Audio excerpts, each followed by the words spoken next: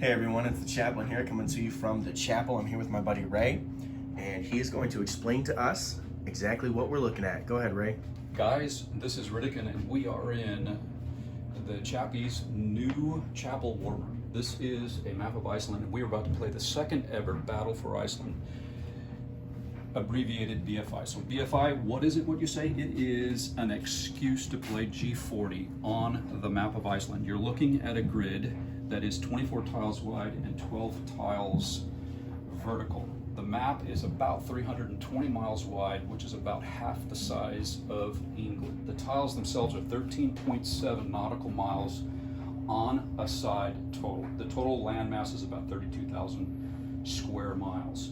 We are about to start the very first phase, which is dot the map with impassable terrain by putting rocks on the places in Iceland, because it is a volcanic country. We're going to put rocks here and dotting where the vehicles may not move, although the infantry can. And then we're going to also dot all the glaciers and the rough terrain with places where the vehicles can only move one. As soon as we do that, we will come back to you and discuss a little bit more about how we're going to play G40 on Iceland. All right, so we've got out our rocky terrain and our glacial terrain. Obviously, this stuff is impassable by vehicles, although I think we're allowing infantry to move through. And then these rocky zones are just impeding your movement, slowing you down because it's rocky. Look at it. It's not rocky, okay? Infantry only. Infantry only. There's a little spot up here. This was just fun because it's white capped, but yeah, no airstrips in rocky zones or glacial zones. What was the name of that mat the U.S. had for runways? Marston mats. Marston mat. Yep. Okay. So no Marsden mats on these areas. Nope. All right, Ray, what's coming up after this? We are going to place the beryllium vents. All right. All right, guys, we have gotten past the terrain stage, and we just randomly rolled dice to place the beryllium vent ICs. We used a 24-sided die, and we used a 12-sided die. 24 to figure out this row, 12 decided to figure out the columns, with only one restriction. The beryllium vents cannot be on a landing beach tile, and here we decided you can't land here. So when we come time to land, we get to the landing phase of the video, you'll see all the roundels placed. The roundels are not allowed to be placed on the vent tiles. They can be adjacent, but they cannot be on it. The winning system, the scoring system, is for every turn that your unit begins its turn on a beryllium vent, you get one victory point. You get one beryllium unit. The first side, Axis and allies, to take 10 beryllium units off of the island wins. So 10 units. The turns go very fast, and we'll get to that in a minute. And the next turn, the next sequence is the longest because we're going to buy units, and we'll come back to you when that is ready. All right, guys, we have just gone through the recon roundel phase. This basically simulates advanced recon unit with communications radios landing on a beach chosen by the field general. Says, hey, I think I'll land there, after he's got all the recon report of where the beryllium vents are. The UK is obligated to put a roundel. That's how we begin the round. They get a roundel there in Reykjavik, and Reykjavik does start with a naval base and an airstrip. It is the only part of the island that does have a bomber-ready airstrip, wherein the Allies can land their planes and their bombers if they choose to. The only rule for placement on the initial roundels is they must go on a beach tile. The U.S. put a roundel here, which means he can only land infantry, but he can still land infantry there.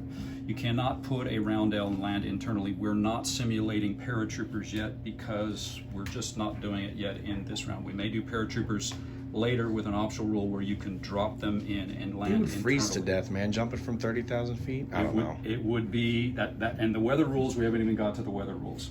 So we're all set up. We know where the terrain is. We know where the vehicles can go. We know what they can and can't do. And the next phase is our purchase phase, where we get a fixed amount of IPC, and we must purchase all of our units up front, and we get no more IPC for the game. We'll come back to you when we have that all set up and concluded. All right, everyone. We have set up our initial setup, actually our only setup. There's no more purchases. There's no more whatever. We invested what we invested, and that's that.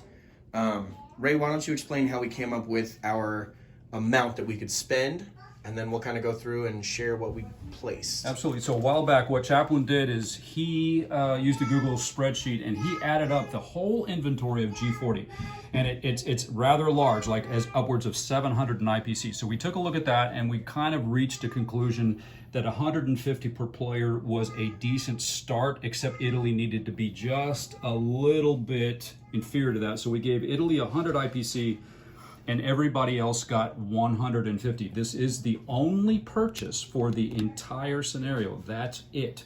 We do not have to purchase transports, so you could go all land. Germany did not have to purchase transport to get anybody there. It just works. The nation just basically gives you free transports. Now, if you want a transport left in the game, you do have to purchase that. So that's how we started with the IPC. It was a one-time purchase, and we did it all hidden. We wrote it down on little scratch tabs like this, and then we basically revealed and then put everything on the board. We even you mentioned we did secret purchases, but we did secret placements as well. We did, because we didn't want my placement to influence his or his to influence mine, and so we tossed around the idea, and I thought he and I agreed it was a great idea, because now we're looking, and only 2 nations bought Navy. That would be Japan on this end of the map, and the U.S.'s meager 5 destroyers on this side of the map. Germany went all in on mobile units, and I mean, this is going to be a bloodbath. This is going to be a mess. So the game begins right here. There will be no purchases. It's going to go very fast, and we'll do a turn recap at the end of every single one. Rob is excellent at doing that. You've seen Chappie's videos, so look forward to that. It goes blindingly fast because there's no purchase and no placement. So UK is going to just go, and we already know everything is go. So we know what the results are to get the beryllium. So we're looking at that. You got to get 10 of them off the island. So we will come back to you at the end of turn 1 recap. All right, everyone. So we've placed our units like we said. It's the first round of combat. UK goes first. Here's our turn order, by the way. UK, Germany, US, Japan, Russia, Italy.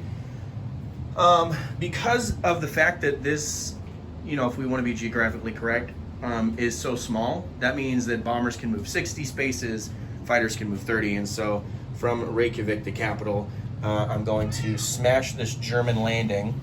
We're going to roll it out and see what happens. Other than that, the UK just went ahead and took this resource here, so we'll try to take care of that. All right, let's roll it out. All right, so we just got done with round 1. I did have the order messed up. This is the correct play order. And it was an interesting turn.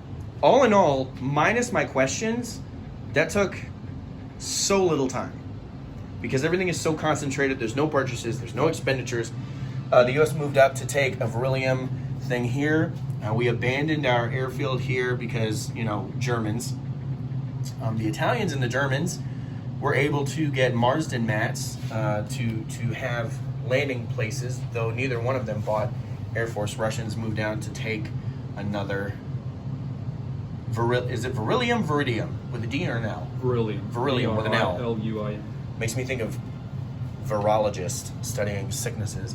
The German forces here were wiped out by the British Air Force, and then the American Air Force, which landed here, and UK snagged this one. So start of turn 2, I'll have 3 beryllium units, tokens, what have you, to try to transport off land.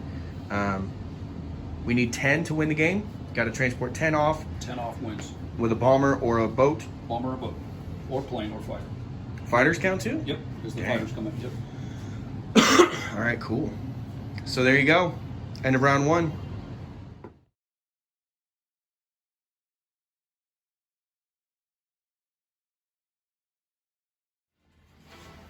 All right, so I know you guys think that we're crazy, but this is actually really, really fun and fast-paced and makes no sense to me right now in the fact that I just want to get my stupid little dudes off with the resource, and I can't do it because I bought no boats. That's right. Anyway, this is the end of round 2. Okay, so the Russians started there. They marched down to get the resource. Now they're marching here to come and try to reclaim Reykjavik. The Italians took it with a vengeance. 31 ones and 2 twos. The Japanese decided to attack the American blockade here and there and destroy them. A lone Russian was here got assaulted by a Japanese Zero, but I shot him out of the sky because Mother Russia, good shot with vodka. Finally got to bring in my planes because the U.S. built a mat here for me. I'm slowly marching northward. The Americans were just annihilated. Planes and boats. Planes and boats. That's what I should have bought. Ray, I think, was really smart in that Germany only bought ground units, Japan only bought naval units, and Italy also only bought land units. So Germany's land units were all there. Italy's land units were all on this side. And I tried to do like a mix of stuff for my other nations, but I don't know. We'll see how it plays out. This was the end of round 2. We'll come back in a few seconds for you with the end of round 3. All right, everyone, that was the end of 3. We just finished up. The Allies have successfully gotten 2 units off the board into safe harbor. The Axis have none. However, they are now sitting on this beryllium port. There's one up there that's doing nothing. The Americans are still here. So the naval battles have all gone Japan's way. They bought the most navy. They have lost none of their navy. There's only one U.S. destroyer left, so that'll probably get smoked here soon. By the way, the only way to get these resources off the map and into a safe place is via plane or boat. And so the Allies have 4 planes and 1 boat. The boat's about to get smashed. So we'll see what happens. The Axis are just holding on for dear life. In Reykjavik, Russia plans on coming in here with a vengeance. On Italy's turn, they can't run too far. And the Russians are moving over here. I don't know. I don't think we're going to get 10. I think somebody is just going to be like last man standing, Ray. What do you think? We'll see. All right, that's the end of round 3. Round 4, here we go. So it seems fitting that Hans Zimmer's Rise from The Dark Knight. Listen to how sad this is, for crying out loud. Jiminy Christmas. All right, so that's the end of round 4. Japan just finished, and literally the game is finished. So, like we said at the beginning, the point of this was to get these beryllium units, these beryllium points right there. There's 5 of them that were randomly placed on the board. You have to collect the resource, and then you have to get it off the island. And the Allies were able to get 2 units off the island. We'd secured a 3rd over here, right there, and then the Americans have 2 over here. But I have no navy, and I have no planes. The Japanese came in and smashed the rest of the planes, so there is absolutely no way for me to get any more victory points off the island. The only way for me to win this game is to annihilate all Axis ground forces, which, as we saw with my horde, Russian horde attacking the Italian horde, it's just not going to happen, right? We got Tank City over here because that's Ray, and that's just what he does. So this game is over in 4 turns. It was fun. It was a learning experience. I think we're going to play again because, all in all, it really didn't take that long. We'll have to reset our beryllium units, and we'll relaunch our land units and make new purchases. Whole new game. Yep. I'm excited. It was pretty fun. Just as a situation, we talked about a lot of optional rules. Potentially, what we should do or could do is say that Rob could get reinforced on turn 10, which is 6 turns from now, so that would be it. So add a reinforcement, and then comes another boat. We only played 4 days. Each turn is 24 hours. So we literally only spent 4 days of time. And a normal G40 turn is said to be something around, what is it, Rob? I think it's 6 months. Right, so we played 4 days. So at some point, there probably needs to be a rule that on every 10th turn, there can probably be a reinforcement boat or a reinforcement plane. They do that in D-Day and a couple other versions. Yes. They have reinforcements that come in waves. So we're still experimenting. All right, we're going to try it again, and it should go much faster. Battle for Iceland, game 1, 4 rounds. Allies lose. You want to switch sides? Let's do it. All right, guys, here we are with game 2. We have resources here and here. Here, there. Yep. And then there's one on a glacier. Then there's one up here. And there's one over here. Now, the Allies were very strategic in their placements. He's got units over there. Okay, he's got units over here. Okay, cool. He's got units over there. Great. The Axis decided to just, yeah. They're turtling, and they're going to try to get 10 VU off the map before the Allies can do anything. A little finger. I've got this one and this one. All I need to do is just keep shuffling them and sending boats and off. Defend. That's it. And defend, yeah. So, you know, if I can hold him off, he doesn't have much firepower there. He might have some there.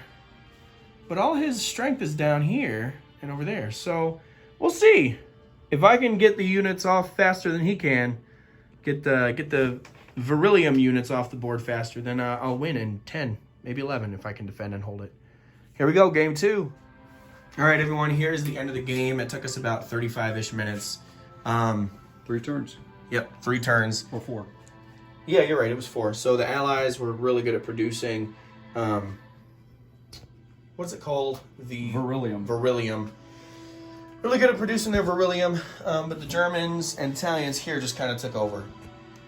I was able to eliminate the entirety of the U.S. Navy and the UK Air Force, except for 1 destroyer. That's now his only way to get beryllium points off of the board, and I've got... Totally vulnerable to the Air Force. Yep, I've got 4 aircraft and 3 destroyers. So... Oh, no, it's epic. You can leave it up. It's fine. Is it Ride of the Rohirrim? No. But anyway, I'm able to outproduce him now. I'm able to get my victory points off of the map way faster. Boats matter, man. And yeah, they do. I bought a stupid amount of destroyers over here, so... He did the right thing. It was an excellent purchase. It's fantastic. 10 Italian destroyers, 4 German destroyers, 7 Japanese destroyers in total. 21 destroyers on the board. That's the only way to get the units off of the map. That's it. With bombers, you can, but it's slower because you got to transfer them back here. So anyway, all of these rules are completely made up. Most of you are going to not fully understand what's going on until we do a real video about this later. But suffice it to say, this is fast-paced. I still get the battle action. I love throwing the dice. I love the strategic placement of my units. We have no idea where the resources are going to be placed at the start of every game. I mean, this was a good game. We did this entire game in 40 minutes. Yep. And this is... 10 minutes a turn. This is like 97% your brainchild. I hope you you've made just... This is great. I love this. This is a good game. Battle for Iceland. The Axis have won twice. They both times. Yeah, both times. It came down to boats. And with 50 IPC less to purchase. Right. It is a big deal that Germany gets the first round out. That has been somewhat decisive. It's like I mentioned earlier, and Joe will get this reference. It's like playing Catan. You have an open map. Yes. And the first person to place always picks the best spot, and this was the best spot. It was awesome. I was able to shuffle resources into here from both of my beryllium vents, and I was able to just get all these points off the board. It was a good move. It's a good placement. Well, that's it. I'm the chaplain. I'll be praying for you.